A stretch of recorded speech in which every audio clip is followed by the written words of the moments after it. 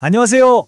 오늘은 곧 주식시장에 대비하는 아주 흥미로운 바이오 기업 알지노믹스에 대해 속속들이 파헤쳐보겠습니다.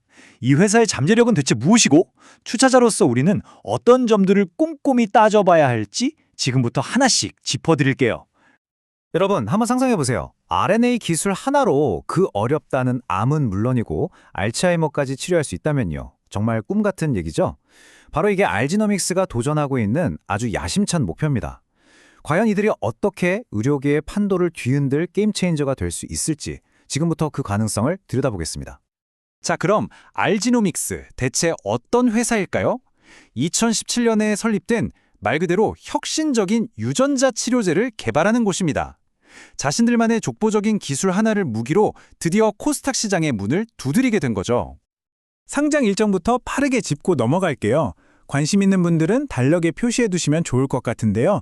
11월 말에 기관 투자자들을 대상으로 수요 예측이 시작되고요.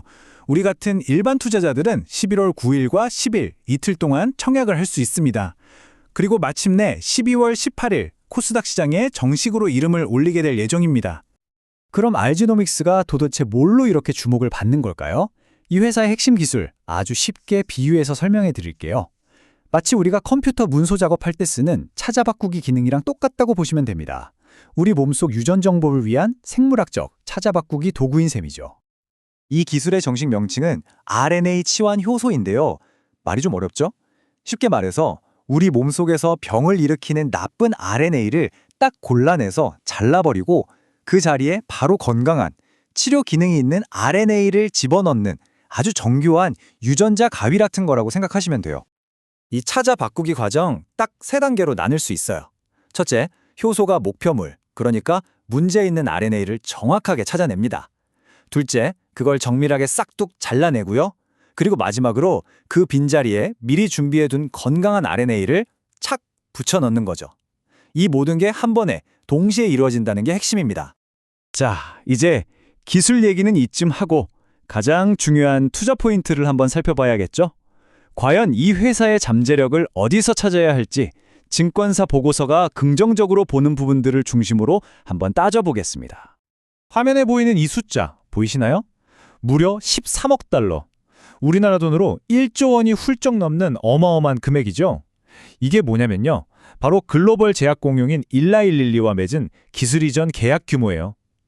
이 숫자 하나만 봐도 시장에서 알지노믹스의 기술 가치를 얼마나 높게 평가하는지 감이 오시죠? 물론 일라이릴리와의 계약이 전부는 아닙니다. 다른 강점들도 많아요.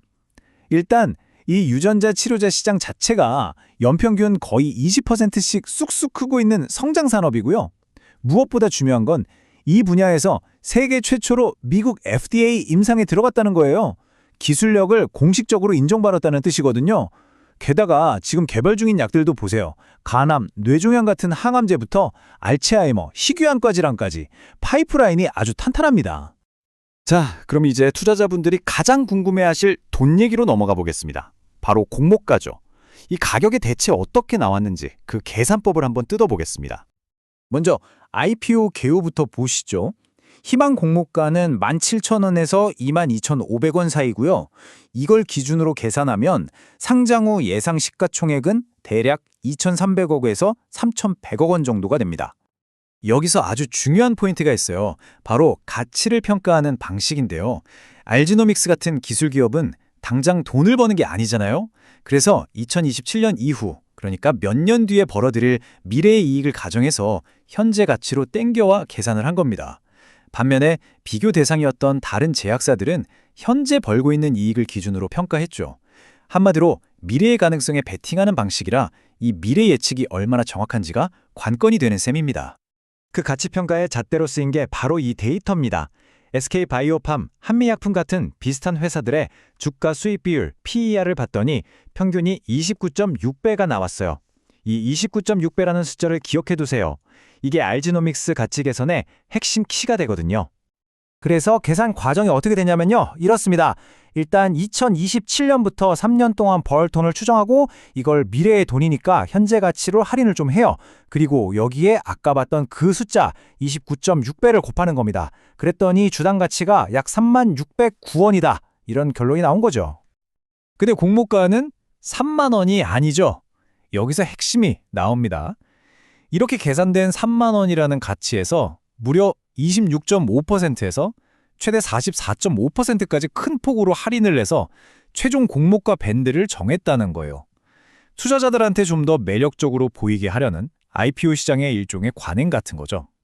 하지만 여러분, 좋은 얘기만 들으면 안 되겠죠? 모든 투자에는 동전의 뒷면이 있습니다. 바로 리스크죠.